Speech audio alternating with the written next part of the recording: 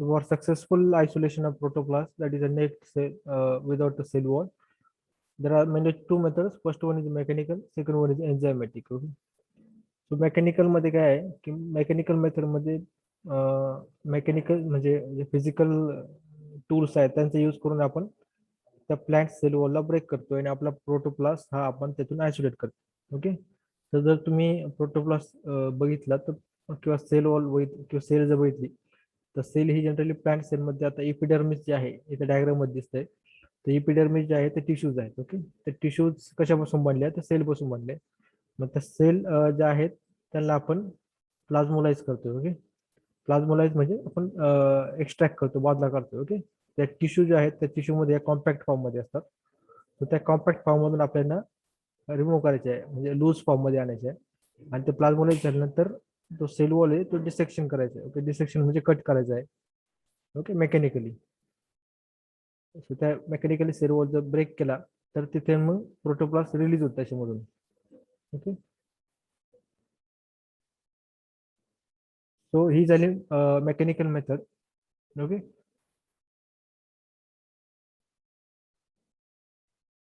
So mechanical method मध्ये तुम्हाला इथे दिसत असेल की आपण डिसेक्शनच्या मेथडचा यूज करून आपण तिथे प्रोटोप्लास्ट रिलीज करतोय. सो कोणत्याही मेथड मध्ये एक इम्पॉर्टंट फॅक्टर हाच आहे की आपण जो सेल वॉल आहे. ओके. तर त्या सेल वॉलला ब्रेक करून आपला जो आतला जो पार्ट आहे प्रोटोप्लास्ट तो बाहेर काढणे. Okay. So isolation of protoplast मध्ये हाच एक इम्पॉर्टंट फॅक्टर आहे की आपल्याला सेल वॉल ब्रेक करायचा आहे. तर सेल वॉल ब्रेक करण्यासाठी दोन मेथड आहेत. एक आहे मेकॅनिकल, दुसरे आहे एन्झायमॅटिक. ओके.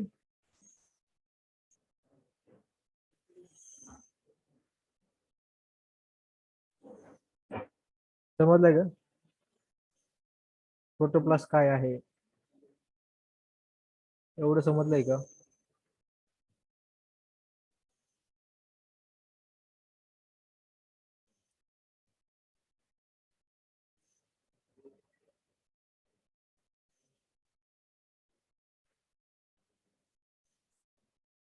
हॅलो.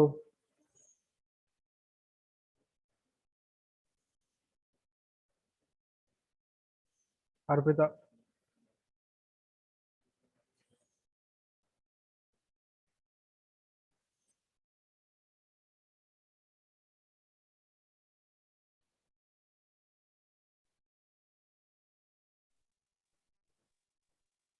समजलंय का तुम्हाला? Yes, sir. सांगा मला प्रोटोप्लास्ट काय असतं नेमकं?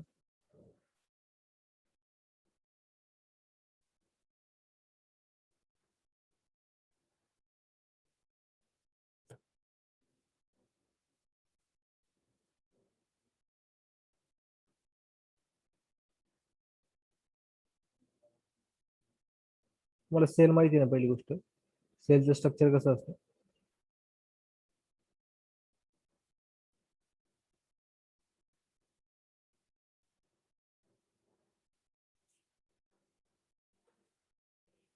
हे बघा डायग्राम मध्ये तुम्हाला दिसत असेल इथं. ओके.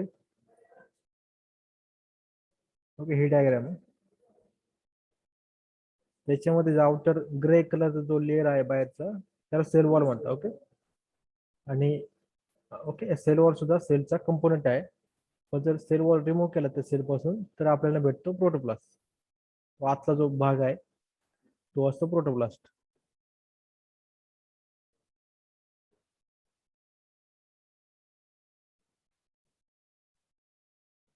आणि ज्यावेळेस आपण प्रोटोप्लास्ट आयसोलेशन करतोय त्यासाठी आपल्याला मेनली इम्पॉर्टंट आहे सेल वॉल ब्रेक कर. ओके. कारण त्यानंतरच मग आपला जो आतला जो प्रोटोप्लास्ट आहे तो बाहेर येणार आहे. Okay.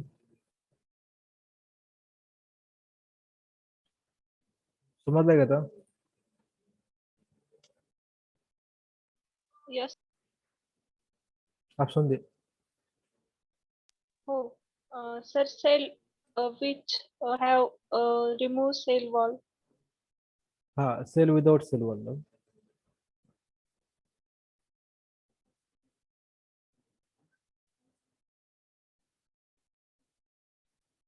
Cell without cell wall that we call as protoplast. आणि आयसोलेशन साठी एक इम्पॉर्टंट फॅक्टर तोच आहे की आपल्याला तो ब्रेक करायचा. ओके, सेल वॉल ब्रेक करून आपल्याला आतला जो प्रोटोप्लास्ट आहे तो आयसोलेट करायचा. त्यासाठीच मेन जो मेथड आहेत त्या आहेत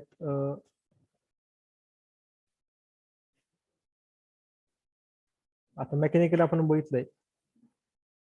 ओके, मेकॅनिकल मध्ये आपण बाय डिसेक्शन आपण तिथे कट करत असतो. ओके, ते बाय युजिंग डिसेक्शन आपण तिथे कट करतो. ओके,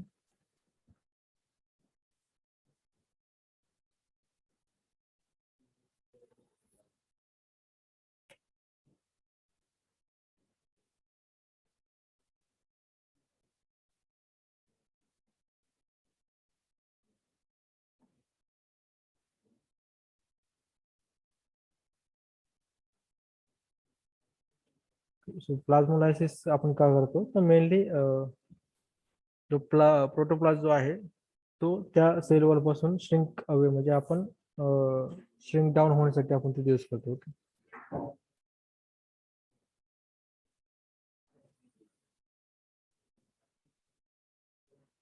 जनरली मेकॅनिकल मेथड जे आहे नावडेज आपण म्हणजे कमर्शियली यूज करत नाही प्रोटोप्लास्ट आयसोलेशनसाठी.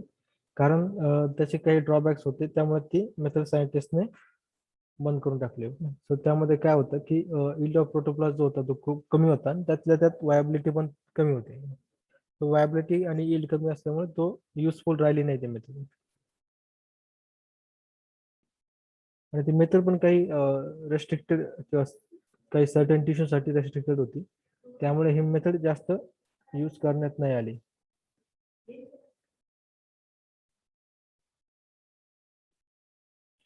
सेकंड वन जे आहे त्या enzymatic method. So enzymatic method ही नावडेज जास्त प्रमाणात यूज करण्यात येते. त्याचा ऍडव्हान्टेज हाच आहे की आपल्याला जास्त म्हणजे गुड इल्ड ऑफ प्रोटोप्लास्ट भेटते आणि वायबल सेल्स पण आपल्याला भेटतात. आणि प्रोटोप्लास्ट पण डॅमेज होत नाही कारण मेकॅनिकल मेथडमध्ये प्रोटोप्लास्ट डॅमेज लार्ज अमाऊंट मध्ये होत होतं. Okay, so sources of protoplast आपण काय घेतोय. सो हे एक इम्पॉर्टंट फॅक्टर आहे की यामध्ये आपण ज्या टिश्यूज घेतोय. ओके, आपण लिप टिश्यू पण घेऊ शकतो. Okay, so mesophyll tissue fully expanded leaves. त्या टिश्यूचे टाइप्स तुम्हाला सांगणार नाही पण एक प्लांटच्या टिश्यूज आहेत ते घेता आणि त्यांना कट करता. ओके, त्यानंतर जे मेन एन्झाईम यूज होता याच्यामध्ये कारण ते एन्झाईम बेस्ड मेथड आहे. त्यामध्ये मेनली असे एन्झाईम यूज होता की जे सेल वॉलला डिग्रेड करतील. ओके, सेल वॉलला ब्रेकडाऊन करणारे एन्झाईम आपण यामध्ये यूज करतो. सेल वॉलचे कंपोनंट काय आहे आता तर की त्यांना आपण डिग्रेड करायचं आहे ना. तर त्यामध्ये मेनली सेल्युलोज, हेमिसोल्युलोज आणि पेक्टिन. ओके, सो हे त्याचे इम्पॉर्टंट कंपोनंट्स आहेत. ओके, सो यांना ब्रेक करायचं आहे.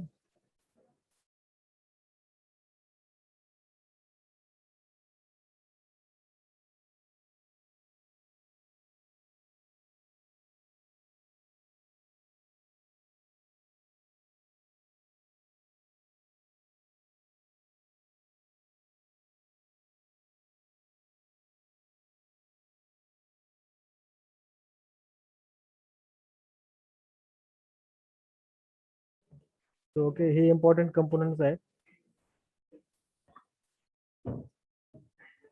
त्याला ब्रेक डाऊन करण्यासाठी तेच एन्झाईम आपल्याला रिस्पेक्टिव्हली यूज करावं लागतं. ओके, आता सेल्युलेज एन्झाईम आहे, हेमिसोल्युलोज आहे, हे पेक्टिनेज आहे. हे एन्झाईम आपण मेनली एन्झायमॅटिक डिग्रेडेशन मेथड मध्ये यूज करतो. ओके,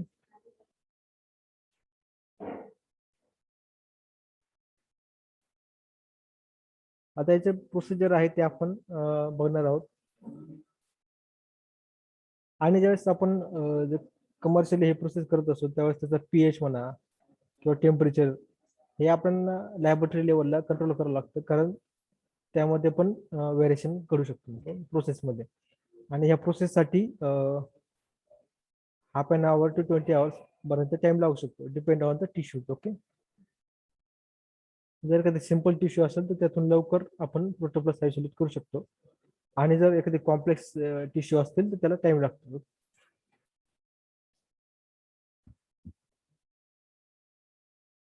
ओके, आता इथे अप्रोचेस बघायचे झाले एन्झायमॅटिक मध्ये.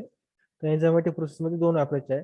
त्याच्यामध्ये पहिला आहे 2 स्टेप और सिक्वेन्शियल अप्रोच, दुसरा आहे 1 स्टेप और सायमल्टेनियस. ओके, सो 2 स्टेप मध्ये काय आहे की पहिले जे टिश्यू असते ती पेक्टिनेज सोबत ट्रीटमेंट होते. ओके, पेक्टिनेज हा एन्झाईम आहे जो पेक्टिनला डिग्रेड करतो. ओके, सो पेक्टिन हा सेल वॉलचा कंपोनंट आहे, so त्याला आपल्याला ब्रेक डाऊन करायचं आहे.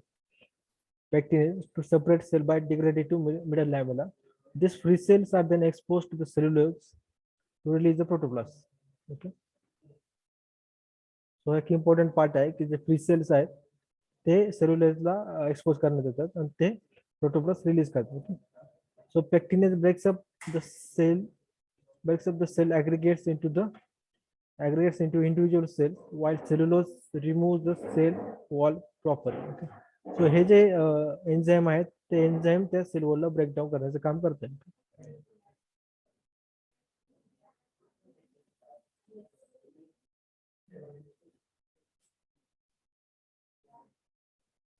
ओके, या ठिकाणी दोन एन्झाईम यूज केले सिक्वेन्स मध्ये. ओके, फर्स्टली पेक्टिनेज यूज केलाय आणि सेकंड वन मध्ये सेल्युलोज यूज केलाय. ओके,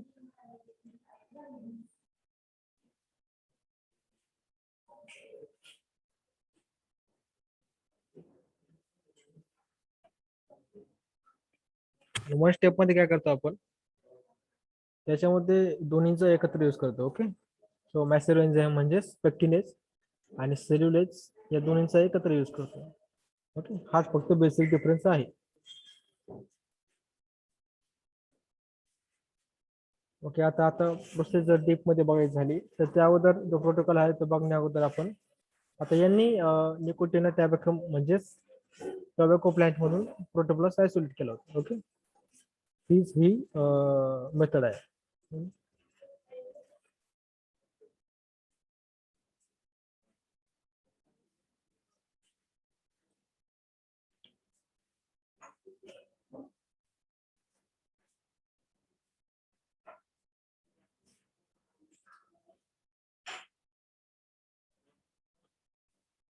ओके, आता इथे डायग्रामॅटिकली रिप्रेझेंट करता येईल आपल्याला की इथे तुम्ही बघू शकता हा हा फर्स्ट यंग प्लांट आहे. ओके,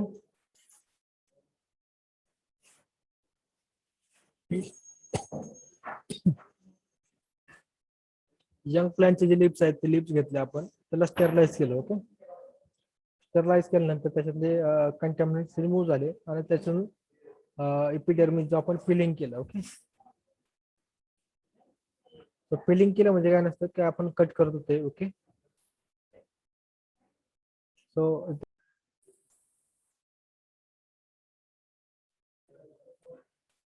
ओके, एपिडर्मिस जे अप्पर लेअर मध्ये प्रेझेंट आहे त्याला आपण रिमूव्ह केलं. ओके, म्हणजे लिप सेगमेंट मध्ये आपण जे एपिडर्मिस सेल घेतलाय. ओके, इथे थर्ड स्टेप मध्ये तुम्ही बघू शकता की लिप सेगमेंट आहे तिथे आपण एपिडर्मिस ज्या टिश्यू आहे त्या आयसोलेट केलाय.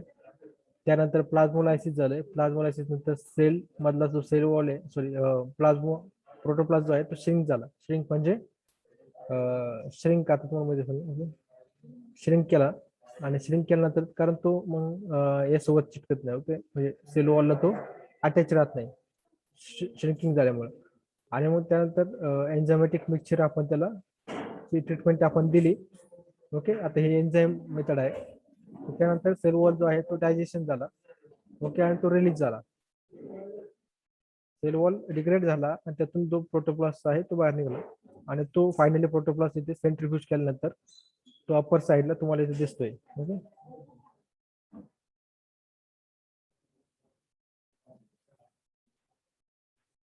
आता हा आयसोलेटेड प्रोटोप्लास्ट नंतर आपण मीडियावर ग्रो केला. ओके, सो इथपर्यंत मिडल पर्यंत आपल्याला हा प्रोटोप्लास्ट आयसोलेशनचा प्रोटोकॉल आहे.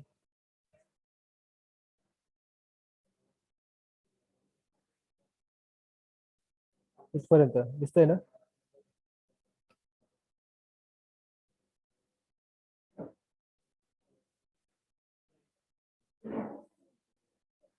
सो ही मेथड समजली का?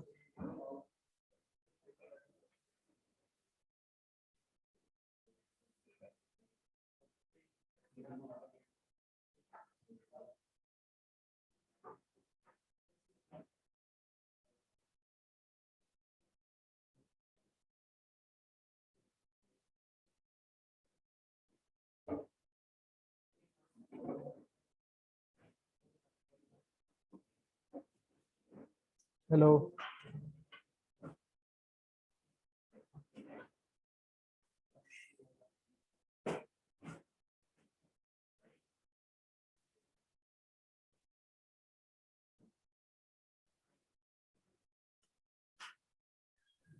Sir.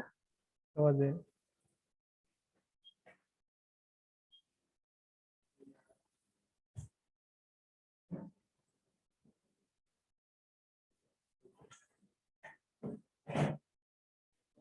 ठीक आहे, आप सुन दे. आता मला ही डायग्राम बघून सांगा की प्रोसेस कशी स्टार्ट झाली, कशी एंड झाली. ओके. सो आयसोलेटेड प्रोटोप्लास्ट पर्यंत तुम्हाला एक्सप्लेन करायचं आहे. सर फर्स्ट लीफ स्टरिलायझेशन केलं, लीफ Okay. घेऊन, आणि नंतर मग त्याचं इपिडर्मिस पिलिंग केलं, आणि नंतर पील लीफ सेगमेंट घेतले आणि मिनिट. प्लाझ्मोलायसिस. इपिडर्मिस काय आहे? सर मीन्स सेल्स आहेत सर. इपिडर्मिस टिश्यू असतं. ओके.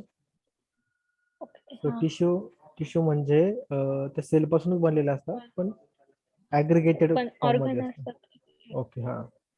आणि मग पील लीफ सेगमेंट्स घेतलेत आणि प्लाझ्मोलायसिस सेल्स मीन्स श्रिंक केलेल्या सेल्स घेतल्या, ओके. आणि मग त्यात एन्झायमॅटिक प्रोसेस केली. एन्झायमॅटिक त्यानंतर सेल वॉल डायजेशन आणि रिलीज ऑफ प्रोटोप्लाझम, आणि त्यानंतर सेंट्रिफ्युगेशनने प्रोटोप्लाझम आणि सेल डेब्रिज सेपरेट केले, आणि मग isolation of okay. Protoplast. Okay. Good. So ज्यावेळेस आपण सेलला एन्झायमॅटिक मिक्सचरची ट्रीटमेंट देतो, तो त्याला म्हणजे जास्तीत जास्त टाइम लागत असतो. ओके. या प्रोसेसमध्ये, कारण ते सेल वॉल डिग्रेड होण्यासाठी खूप टाइम लागतो. Okay. So it depends on the cell wall type. Cell wall कसा आहे त्यावर डिपेंड असतं.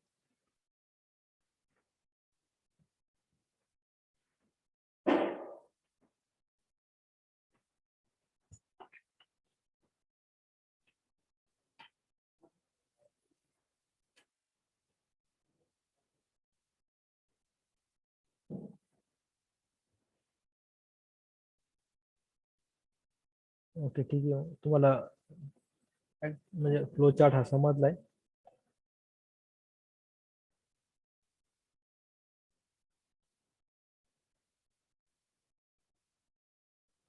केमिकल रिएजंट जे याच्यामध्ये यूज होतात ते म्हणजे पहिले प्लांट मटेरियल आपण यूज करतो.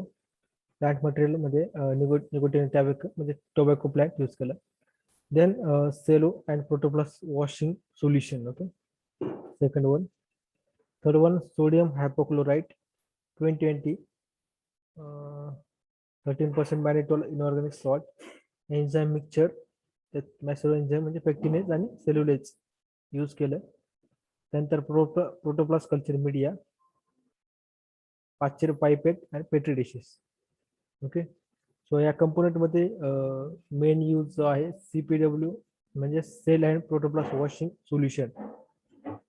ओके. सो देन आफ्टर हा जो 10% सोडियम हायपोक्लोराइट आहे हा स्टरलायझेशन साठी. ओके. सेकंड स्टेप मध्ये आपण लिप स्टरलाइज करतो, त्यासाठी 10% सोडियम हायपोक्लोराइट यूज होतो.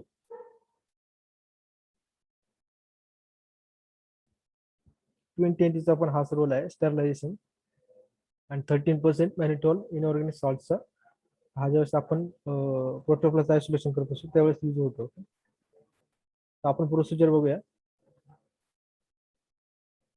पहिले आपण फुल्ली एक्सपांडेड लिप्स टिश्यू घेतला. Okay.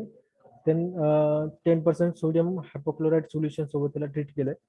Sterilisation process carry out केली. त्यानंतर त्यामध्ये 220 पण यूज केलाय आणि 10% सोडियम हायपोक्लोराइड पण यूज केलाय. 10 मिनिटासाठी आपण ते स्टरलाइज केलं. ओके. त्यानंतर 3 to 4 टाइम्स आपण स्टरलाइज डिऑयनाइज वॉटर पासून त्याला वॉश केलं. Okay. Then after with fine forceps peel the lower epidermis from the sterilized leaf. कसं यूज करायचं? फोर्सेपचा यूज करून आपण ते इपिडर्मिस जे आहे ते कट केला. ओके. किंवा पील आउट केला. they cut into pieces by using scalpel. Okay, scalpel use करून म्हणजे कटरचा यूज करून आपण त्याला कट केलं. Then transfer the leaf pieces with a lower surface down into 30%, 30 ml of 13% mannitol inorganic salt of cell and protoplast washing media. Okay, so CPW आणि ते mannitol inorganic salt मध्ये आपण त्याला वॉशिंग साठी ठेवलंय. Okay, सेलला contain in a petri dish for 30 minutes to 1 hour for plasmolysis. Okay, so या दोन्हीचा जो मेन यूज आहे तो प्लाझ्मोलायसिस साठी. ओके, सो प्लाझ्मोलायसिस साठी मॅनिटॉल इनऑर्गॅनिक साल्ट आणि प्रोटोप्लास्ट वॉशिंग मीडिया त्याचे सीपीडब्ल्यू यूज करतात. ओके, आता हे सीपीडब्ल्यू चं कॉन्सन्ट्रेशन आहे किंवा कंपोजिशन आहे पण ते रोल तुम्ही लक्षात ठेवा किंवा नोट डाऊन करून ठेवा की सीपीडब्ल्यू आणि मॅनिटॉल इनऑर्गॅनिक सॉल्ट यांचं मेन रोल जे आहे ते प्लाझ्मोलायसिस मध्ये आहे. कारण क्वेश्चन एक्झाम मध्ये असेच असतील तुम्हाला की या कंपोनंटचा रोल काय आहे याच्यामध्ये. ओके,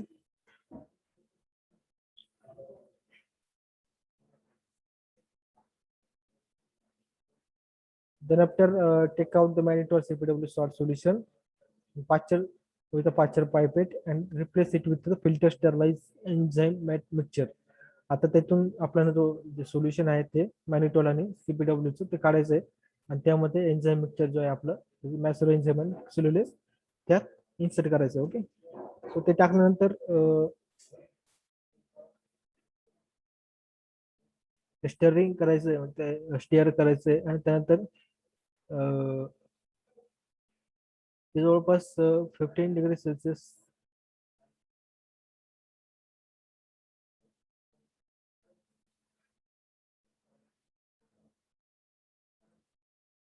त्यानंतर ज्यावेळेस ते डिग्रेडेशन होईल आपलं प्रोटोप्लास्ट सेपरेशन होईल. ओके, सो जे म्हणजे सोल्युशन तयार होणार किंवा ते लिप डेब्रिस तयार होणार आहे त्या फिल्टर पेपरने रिमूव्ह करायचं. ओके, सो आपला प्रोटोप्लास्ट जो आहे तो खूप स्मॉल साईजचा असणार आहे. ओके, त्यामुळे जे डेब्रिस जे असणार आहे किंवा अनवॉन्टेड पार्ट्स असणार ते आपण फिल्टरने रिमूव्ह करू शकतो. ओके, त्यासाठी 60 to 80 मायक्रोमीटर मेश तिथे यूज करायचे फिल्टर करण्यासाठी. त्यानंतर transfer the filter to a screw cap centrifuge tube. आता ही एन्झाईम प्रोसेस झाली, त्यातून लिप डेब्रिस रिमूव्ह केला आपण आणि जो प्रोटोप्लास्ट किंवा इतर काही पार्ट उरलाय बारीक, कारण त्या मेश मधून फक्त तोच पार्ट येऊ शकतो. Okay, which is less than 60 to 80 micrometre. तो पार्ट आपण एका सेंट्रिफ्यूज ट्यूब मध्ये भरतोय आणि त्याला सेंट्रिफ्यूज करतोय. ओके, 5 ते 10 मिनिटं करता आणि त्यानंतर जे अप्पर साईडला जे सेडिमेंट येणार आहे, सॉरी अप्पर साईडला जो सुपरनट येणार आहे तो आपला प्रोटोप्लास्ट असणार आहे.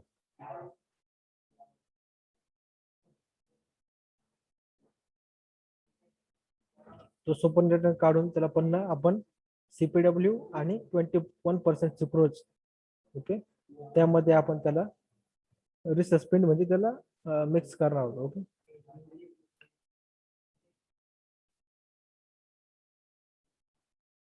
त्यानंतर पुन्हा सेंट्रिफ्यूज करून जो वायबर प्रोटोप्लास्ट जो आहे तो अप्पर साईडला फ्लोट होईल, सरफेसला फ्लोट होईल आणि डेब्रिज जे आहे म्हणजे जे अनवॉन्टेड पार्ट्स आहेत ते सिंक डाऊन होतील आणि बॉटम ऑफ द ट्यूबला ते प्रेसिपिटेट होतील. त्यानंतर पुन्हा आपण जो अप्पर साईडचा प्रोटोप्लास्ट आहे तो रिमूव्ह करणार आहोत आणि त्यानंतर त्याला पुन्हा सीपीडब्ल्यू आणि 10% मॅनिटॉल मध्ये सस्पेंड करणार आहोत. ओके, आता ही वॉशिंगची प्रोसेस 3 टाइम्स केल्यानंतर ऍटलिस्ट आपल्याला जो प्रोटोप्लास्ट भेटणार आहे तो एकदम प्युअर फॉर्म मध्ये भेटेल. ओके, आणि त्याला तो MS protoplast culture petri dish मध्ये तो MS प्रोटोप्लास्ट कल्चर आहे त्यामध्ये आपल्याला तो सस्पेंड करायचा टाकायचा त्याच्यामध्ये. ओके,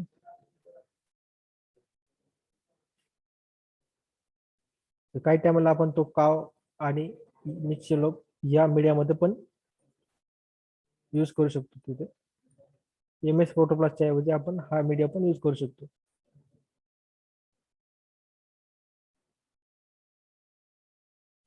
आपण तो प्लेटवर कसा टाकणार आहोत तो एक स्मॉल ड्रॉपलेटच्या फॉर्म मध्ये आपण टाकायचा आहे. त्याची एक थिन लेअर त्या प्रोटोप्लास्टवर सॉरी प्लेटवर तयार झाली पाहिजे पेट्री डिशवर. त्याला जी लाईट इंटेन्सिटी आहे ती पण मॅन्युप्लेट करायची आहे आणि जवळपास 2 दिवसाकरता ते त्याला आपल्याला इन्क्युबेशन साठी ठेवायचंय.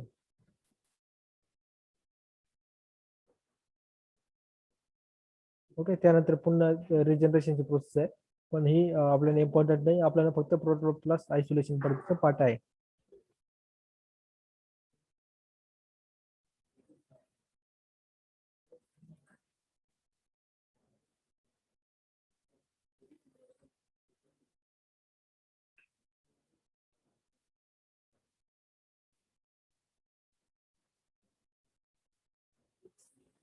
ओके, समजलं ना मग.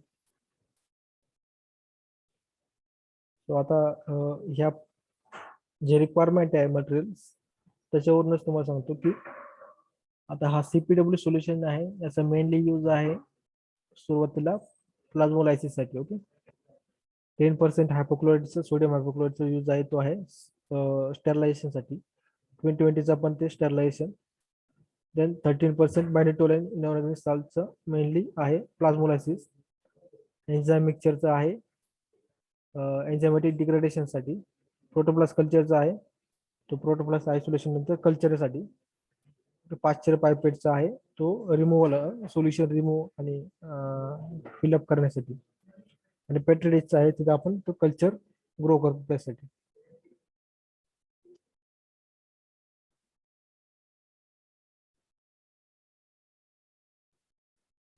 याच्यामध्ये कोणाला काही डाऊट आहे का?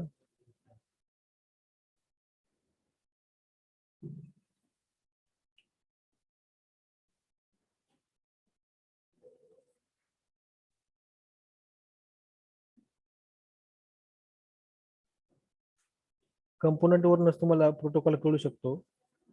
ओके, तर आपण पहिले स्टरलायझेशन करतो, त्यानंतर प्लाझ्मोलायसिस करतो, देन एन्झायमॅटिक डिग्रेडेशन करतो, आणि त्यानंतर सेंट्रिफ्युगेशन करून वॉशिंग डाऊन करून आपण आपला जो प्रोटोप्लास्ट आहे तो आयसोलेट करतो.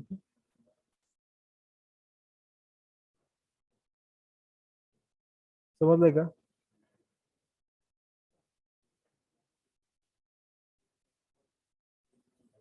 आपसून दे.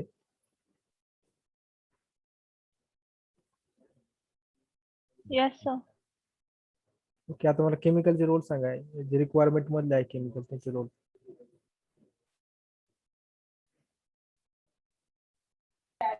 So,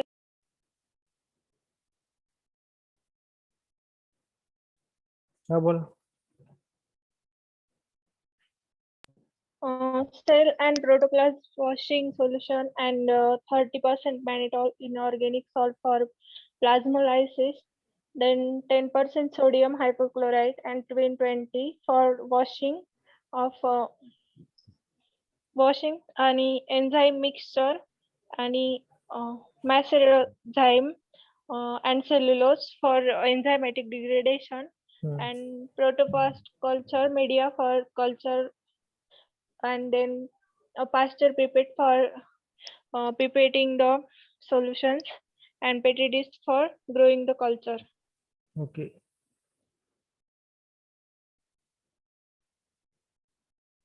ठीक आहे. सीपीडब्ल्यू आणि 13% मॅनिटोल हे आहे प्लाझ्मोलायसिस साठी. ओके, ठीक आहे. समजलंय का तुम्हाला हे प्रॅक्टिकल? Yes, sir. ओके,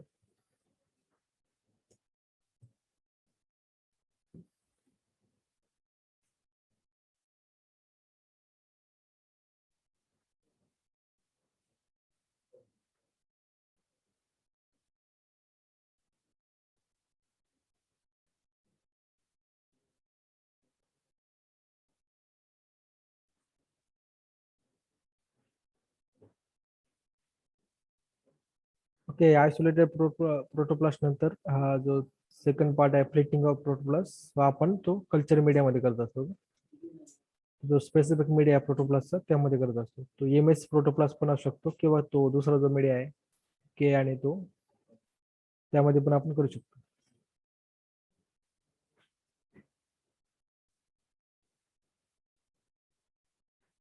की आता त्याचे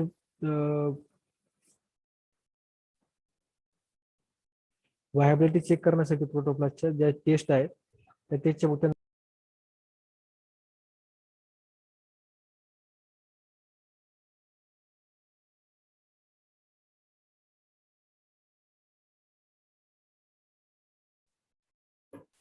ओके. हे व्हायबिलिटी चेक करण्यासाठी हे इम्पॉर्टंट जो दोन नाव आहेत त्यामध्ये फ्लोरोसिन डायसेट दॅट इज FDA आणि फेनॉल सॅफ्रेनिन स्टेन. ओके. ह्या दोन जे मेथड आहेत ते प्रोटोप्लास्टची व्हायबिलिटी चेक करण्यासाठी इम्पॉर्टंट आहे.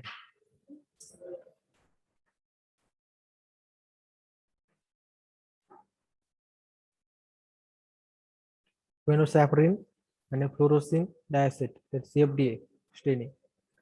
व्हायबिलिटी का चेक करतो कारण जो प्रोटोप्लास्ट आहे तो हेल्दी आहे का किंवा तो सर्वाइव्ह करू शकतो का किंवा तो काही युजफुल आहे का किंवा तो डेड झालाय हे चेक करण्यासाठी आपण तिथे व्हायबिलिटी टेस्ट करतो.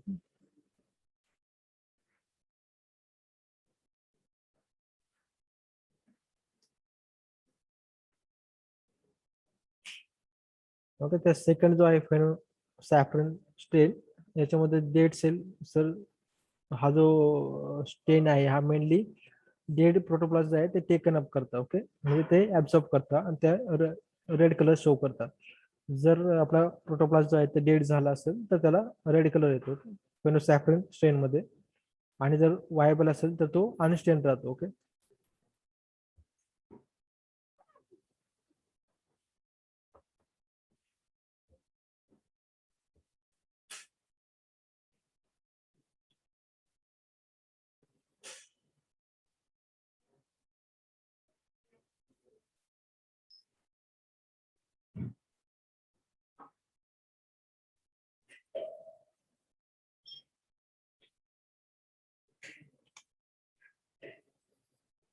ओके. समजलं ना मग.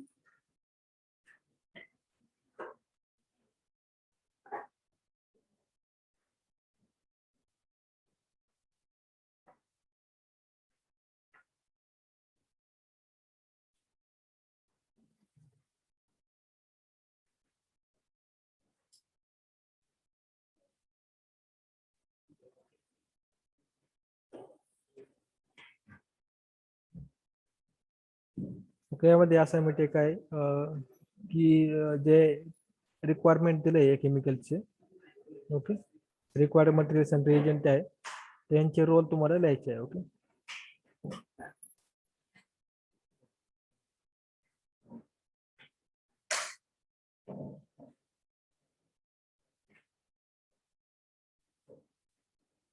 या पेजचा स्क्रीनशॉट काढून घेऊ शकता.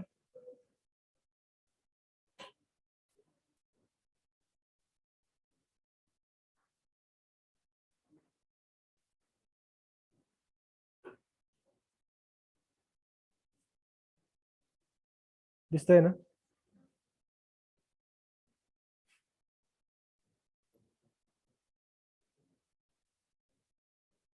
आपसून दे Yes, लक्षात. sir. हा.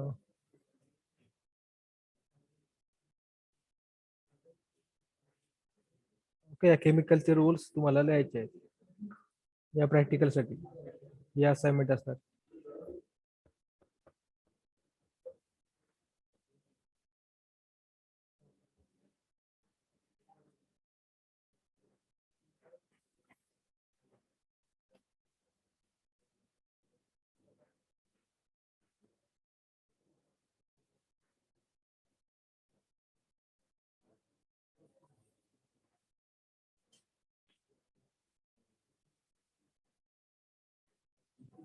ठीक आहे. लेक्चर एंड करतोय मी. कोणाच काही डाऊट नसेल तर.